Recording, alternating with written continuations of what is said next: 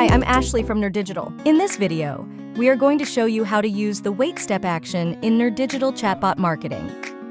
The wait action is a powerful feature that allows you to set a delay in your automation. Any action or block connected to the wait action will be executed after the time specified on the wait action block. Let me show you how to do it. First, create your flow. Then, click Add Content. Click Text and write your message. Next, click Button and customize your button label like this. After that, add the wait action, set a delay, then make another message.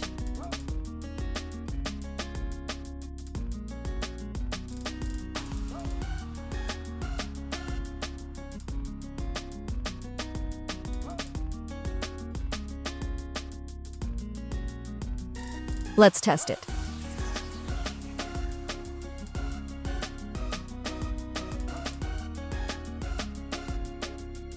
There you have it. You just learned how to use the wait step action in nerDigital Chatbot Marketing. See you in the next video. Thank you for watching this video.